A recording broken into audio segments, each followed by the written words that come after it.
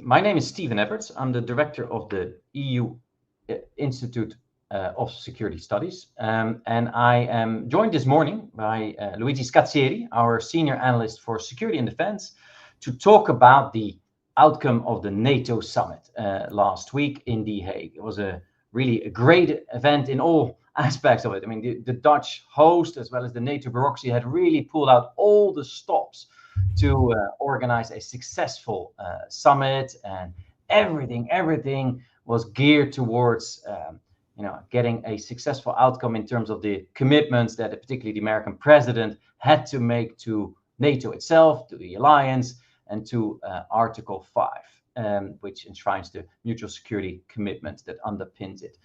In the service of that, everything was arranged, including a stay for the president at the Royal Palace, a lot of statements by the NATO Secretary General to please the American president, where he went far, very far, perhaps a little too far to arrange that, but it was all in the service of an important goal, which is to sustain America's commitment to European security. Now, what did the European allies do for that? They pledged a real commitment to increase defense spending, and there's the figure of 5% that is now formally adopted, itself composed of two elements: 3.5% around sort of pure defense spending, as well as 1.5% on broader aspects to shore up resilience, cybersecurity, infrastructure, and what have you. So you have sort of a deal, the 5 for 5, Europeans and Canada too, by the way, committing to spend 5%,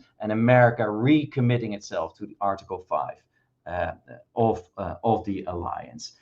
What we had as well is a very short summit, just one main working session plus a dinner at the palace. We have a short declaration, short and sharp, which reiterates some of the key components.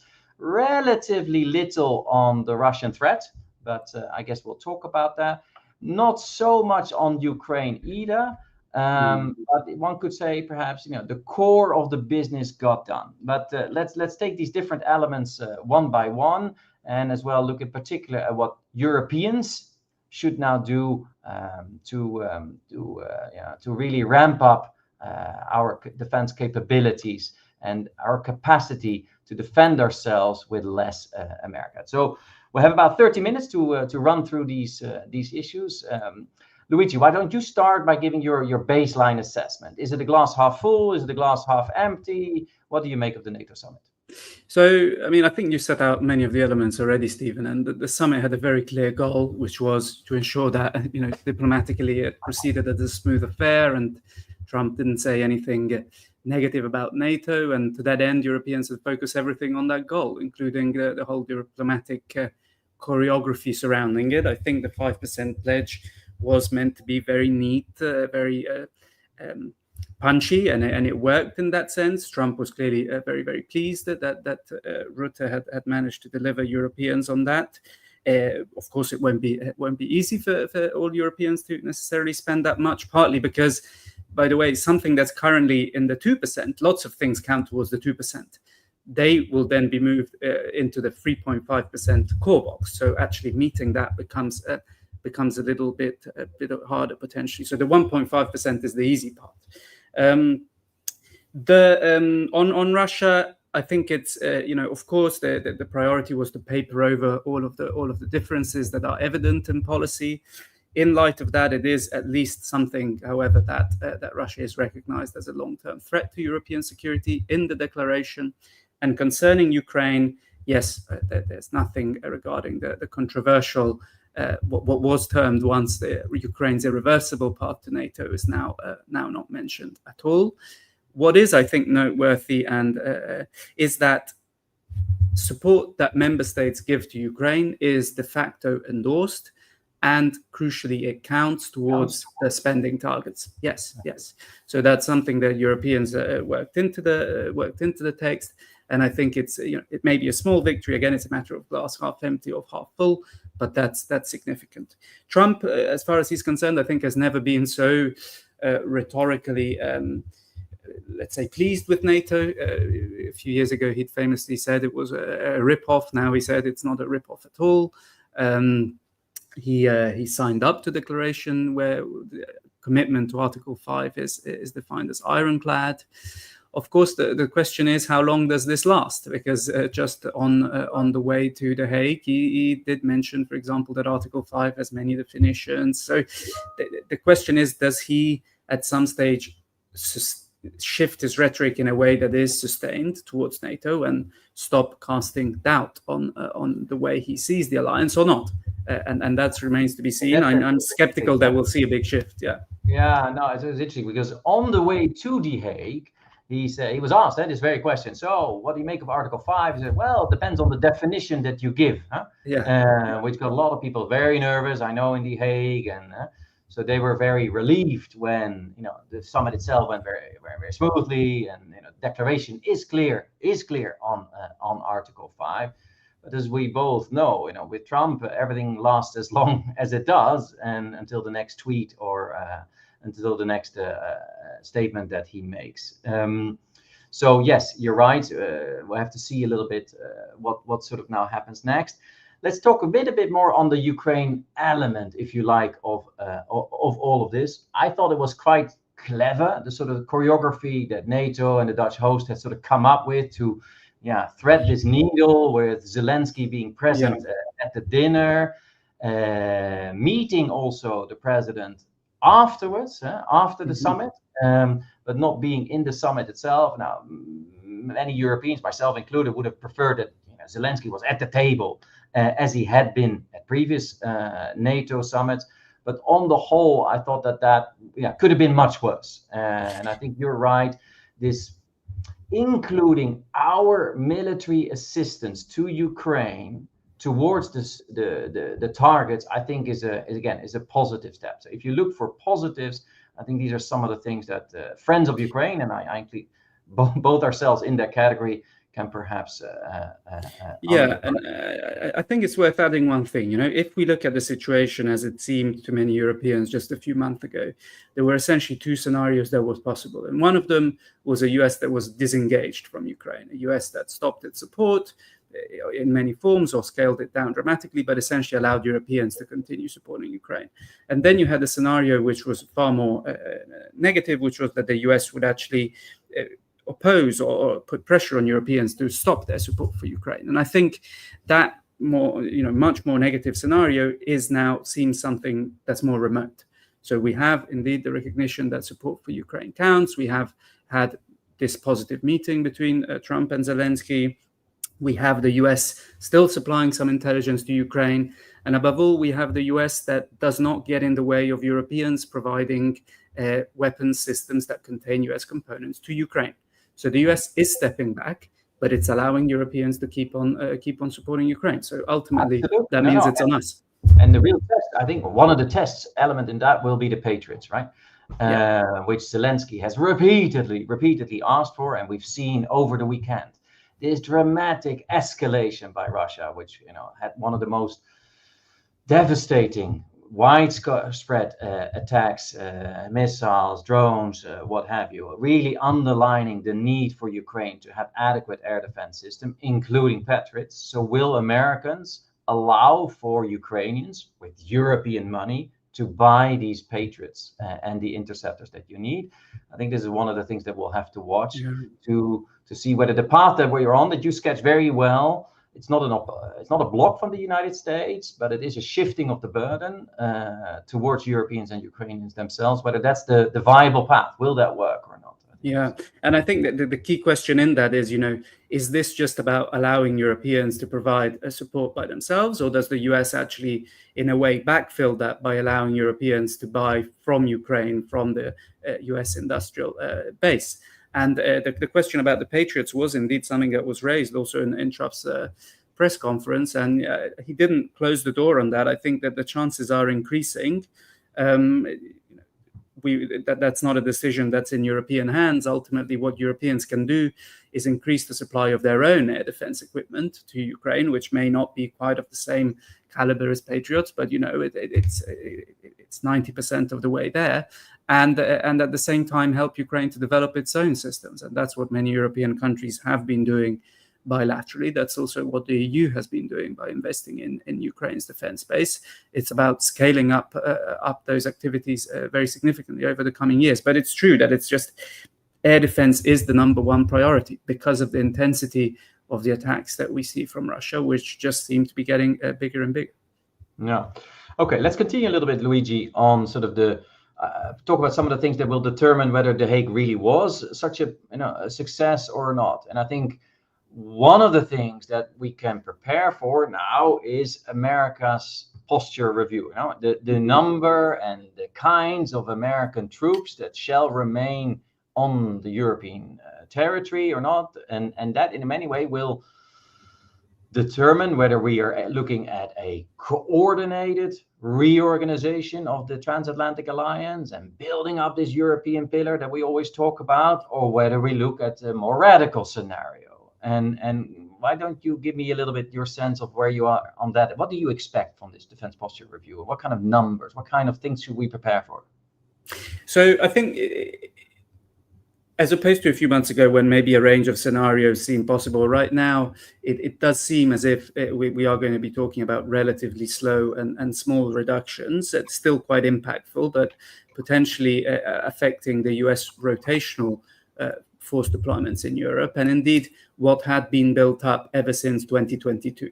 So I think a reasonable worst case scenario perhaps is something along the lines of the US withdrawing those assets that it has put in Europe since 2022. Now, that's obviously something that is impactful and negative, but also perhaps not as disastrous as some of the other outcomes. Now, we're going to have to wait a bit until we actually find out what's going to happen, at least until the end of summer, potentially more. And I think one of the questions is really, even once this review is complete and once we have an idea of what the US says it wants to do, to what degree do Europeans trust that that's the end of the process, and that actually the review sets out a path which is credible towards a graduated reduction and transition in responsibility from America to Europe. That's the good scenario, because of course Europeans could also say, well, there may be developments that force the US to look elsewhere, and what's agreed in the review may then be slightly modified, and which means that actually Europeans still have to account for a possibility in which there is a far more rapid and slightly less coordinated reduction in US forces in Europe. And indeed, I think that one of the difficult decisions for Europeans is to actually consider what level of risk they're prepared to live with. And this is a delicate question, of course, between finding a balance at European level, but it's also a delicate question because member states don't necessarily want to telegraph that the United States that whatever's agreed is something that they don't necessarily believe in. But in my view, that there is a very strong case for Europeans to assume that the US is going to provide less and less, and that there is a strong case to hedge. I know, for sure. For sure. My baseline assumption is that the reinforcements from the US that came after the full-scale invasion started in February 22, they are going to go. I think that is pretty much the minimum that we can expect. And anything above that, we'll have to see a little bit. There are also, very well, within the American defense establishment, there are also people who themselves don't advocate very radical scenarios on top of that, because it's not automatic that everything that you remove from the European theater you could immediately ship over to the Indo-Pacific, and with the military operations that took place vis-a-vis Iran recently, there were American military assets in Europe that were very important for the US to conduct these. So we'll have to see a little bit how radical above that 20K it's going to be. Go ahead. Absolutely. And something that we didn't mention, which is actually crucial, and which I think eased some of the worst European fears about what the administration may have been doing, is the fact that they've announced there will be a replacement as a SACEUR in Europe. Right. So we have an Air Force general lined up, and he also, as is the practice, be dual-hatted as commander of US EUCOM. So that keeps that long tradition going, and it seems to suggest quite heavily that the US is remaining involved in a very significant way in Europe, and that at least in the initial phase, this is going to be a graduated, coordinated reduction. Of course, as you rightly brought in the Middle East as well, that there's these unforeseen events that can also force quite rapid adjustments in the US posture. In some ways, in ways that, in some cases, in ways that are to Europe's advantage and that highlight the importance of European bases to the US, and in some cases maybe not. So events matter. Yeah. Okay, let's move on now to the, let's say, how these Europeans are going to spend these extra billions, and what we should aim for, what we should buy, how to organize ourselves for that, because there was a lot, in my view, perhaps slightly excessive focus really on handling the Trump tornado as it landed in The Hague, and it went smoothly. But the basic question is, what can Europeans do now to really step up their efforts to do more for their own security? It's a cliche, but it's the thing that really now needs to happen. There was another summit, of course, that followed the NATO summit. That was the European summit, where some of these issues were discussed. My understanding is that some of the European leaders said, okay, we made these grand commitments, 3.5%, 5% overall in 10 years, but it will not be easy. It will not be easy to reach that. It's a tight fiscal climate that most member states operate under, apart from the Germans, who have a very particular fiscal space to do more, and it's very welcome. But for most European countries, this is very difficult.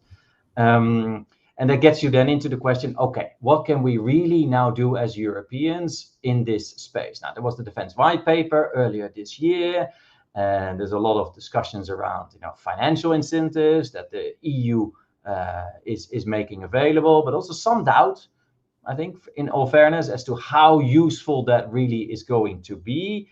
I heard a lot about new taskings for the High Representative to really give this file a push. It was perhaps slightly regrettable that they chose the word roadmap for that tasking, which may not fully convey the sense of urgency and ambition that I think we need to have for this. But there's a lot of talk about now the strategic enablers, those areas where Europe is most dependent on the United States, that we really rapidly need to acquire more of ourselves. There's talk of flagship projects to really highlight this and to give this a push. And give me a sort of sense how you read the landscape now. We have the White Paper, the NATO summit, we have the war still ongoing. The macro picture is quite clear.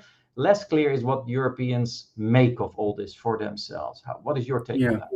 And I think, first of all, you contextualize all the elements in the sense that, the challenge is, A, replacing US combat mass in Europe, but also the enablers for which we depend on the US. And Europeans are also spending much, much more on defense than they were. Part of that is about making up for underinvestment of the past, but there's also a substantial amount of new spending. Now we have these new pledges, not going to be very easy for all member states to meet. But the key is also, as you said, how to spend more efficiently and together and on the right priorities. So if we think of the right priorities to start with, these the White Paper has identified these very well. It's about Europeans striking a balance between those exquisitely refined capabilities that are very expensive as well, and modern AI-enabled, or in any case, high-tech drones that are very cheap, mass-produced, and so on. And also, in terms of priorities, realizing that perhaps not everything that we say is a priority of quite the same urgency.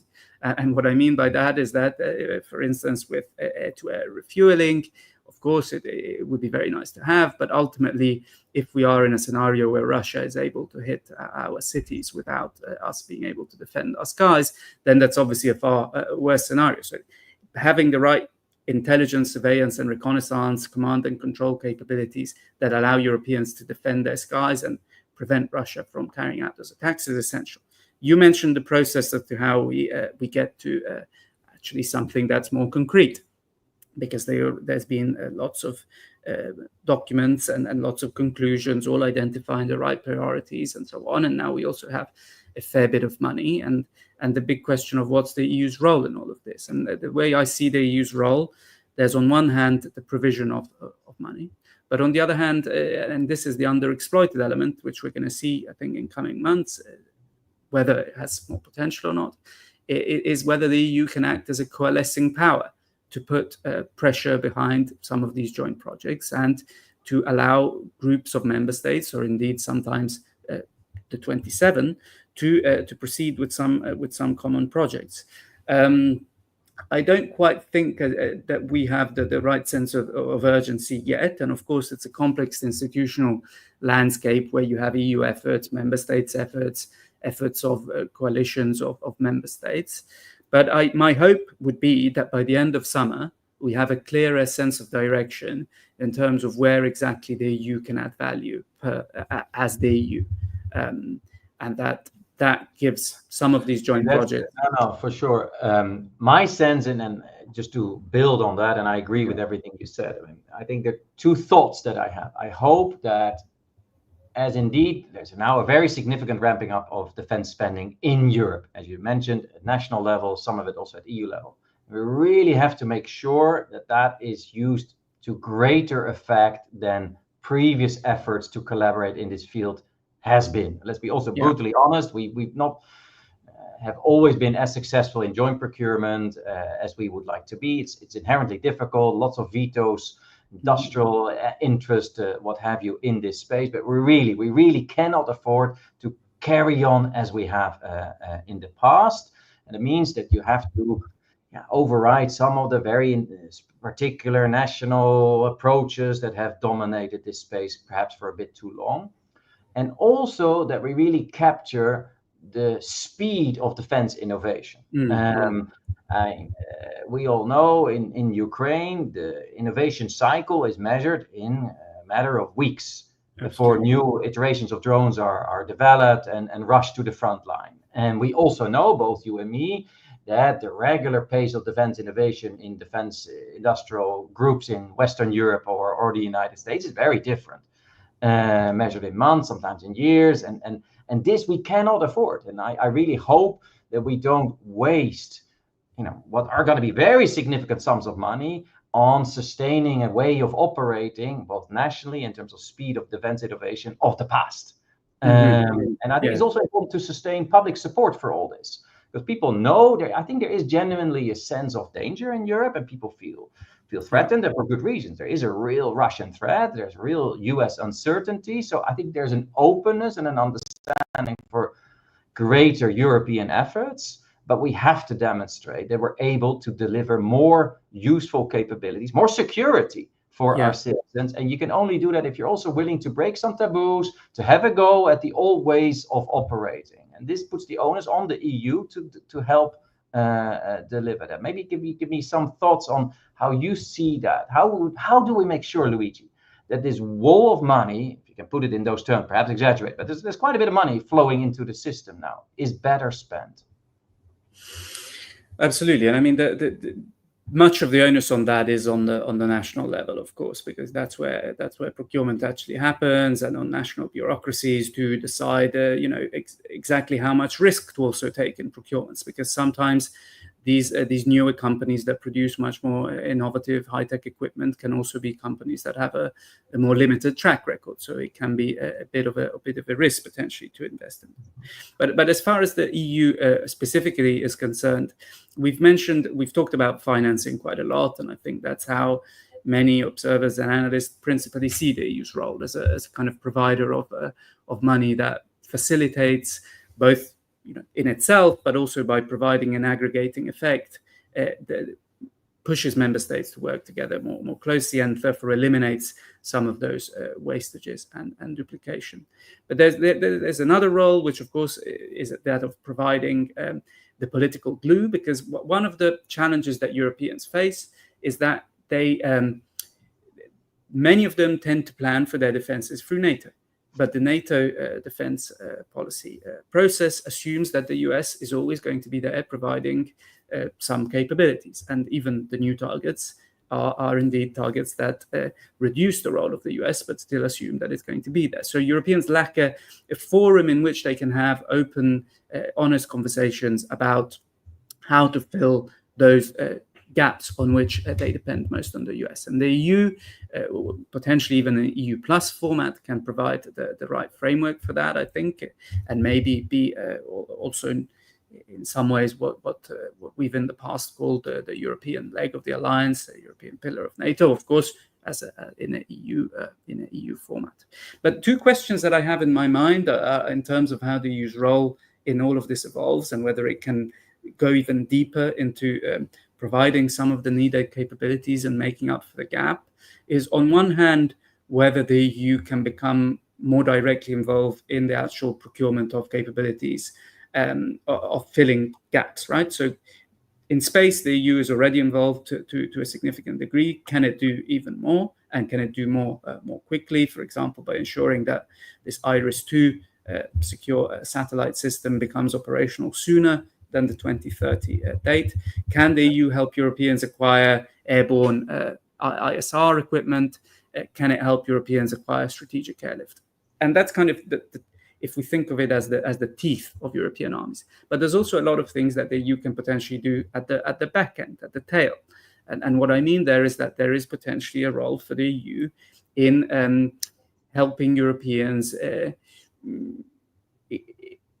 in subsidizing and further increasing the efficiency by allowing member states to work more closely together when it comes to training, to certification, to basing, things like this that are actually very expensive, where it's easier for member states to work together because they imply a much lower level of necessary trust. The trust necessary to share a training facility is much less than to actually build an advanced piece of equipment. So this may be potentially an easier role for the EU. Of course, it's less ambitious.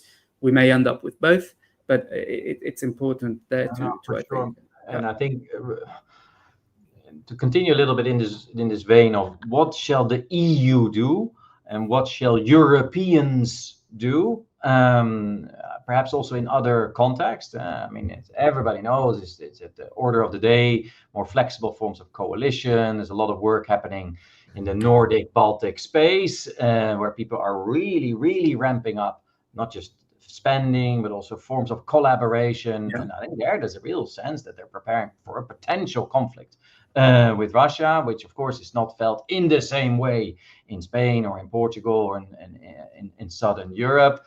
We have to include in this sort of EU versus wider Europe, of course, also the reality that there are at least three important European countries in defense space that are not in the European Union. And I think of the United Kingdom, I think of Ukraine, but I also think of Turkey. So we'll have to find also a way of addressing that. So work will have to continue, I think, in different configurations, and let the EU do what the EU does best, but let others also, I think we should give them the space and political cover, if you like, to also advance in other sets, because Europe's defense requires action on really a number of tracks.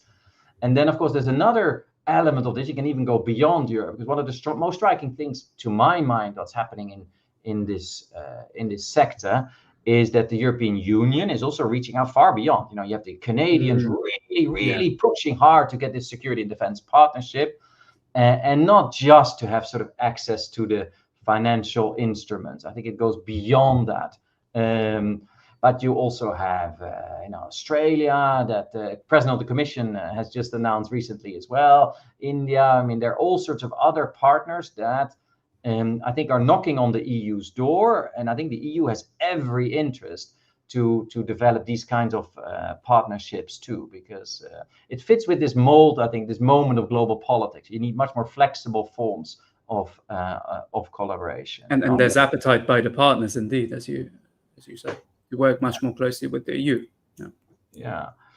Look, there's one sort of thing that we haven't touched on, but I think it sort of hovers above the market, and I think maybe we can talk about it now towards the end of our session. Look, a lot of work ongoing. Is it enough? Well, we'll have to see. A lot of money is going to be spent, but what we haven't clarified yet, will Europeans spend, let's say, the same amount of money as they have in the past on American equipment, or will they spend a growing percentage of that on European equipment? And this is a very vexed question. If you were, the EU has different sensitivities on this question. My personal take, is a personal one, is that over time, the percentage that Europeans develop in Europe, but in collaboration with the UK and with Norway and some others, will have to increase. And it should not, in part also, again, to sustain political support for this rearmament or the strengthening of European defense level as well. How do you see that issue? What to buy and who to buy from? Yeah, I think I agree with you essentially, and it's difficult to know the exact numbers, and the amount in terms of volume of US equipment bought may stay the same, but I think the general trend line in terms of percentages will be one where Europeans buy a bit more from Europe, partly because they'll be more available in Europe because there is now more demand to buy from European firms. They will ramp up production. That will change the calculation in individual procurements because all of a sudden European companies maybe can deliver as quickly as American ones, maybe because they've worked much more closely with Ukraine. They also have kit that in some ways is different and more advanced than American ones because actually European companies are working much more closely with Ukraine than American ones. And we're also seeing at the same time Americans who, again, because of this new political priority that they can kind of see coming from the European side of the Atlantic, are trying more and more to leverage this idea of producing locally in Europe. So we're going to also see that come into play. But I think, yes, the flow of armaments across the Atlantic in percentage terms, I think, is likely to shrink. That's about ensuring that taxpayers see a return for their money, B, because the quality is increasingly likely to be just as good, and C, because of the issue of sovereignty and control, because Europeans indeed know that when they buy something that they can use, they have full awareness of how a system functions. That allows them to have much more operational freedom. And then there's the issue that the US base may be stretched if it needs to produce much more in order to strengthen US forces looking at another theater. So it could be that the time that's needed to procure from the US base also increases. All in all, that's just to explain why I agree with you. Yeah. Well, thanks a lot, Luigi, for a terrific conversation. I think we covered a lot of ground in just 30 minutes. So thanks everyone for joining us for this talk. We will continue this series, Europe Responds, because I don't believe that the speed and the chaos of international change that we see around us will slow down. So the need for the EU ISS to continue looking at these geopolitical shocks and changes and how Europe responds to them will remain. So check out our website, where you find tons of interesting analyses on what is happening in the world and what Europe's stake and solutions could be. Thanks a lot for joining us, and see you soon at our next event. Thanks, everyone. Bye-bye. Thanks, everyone.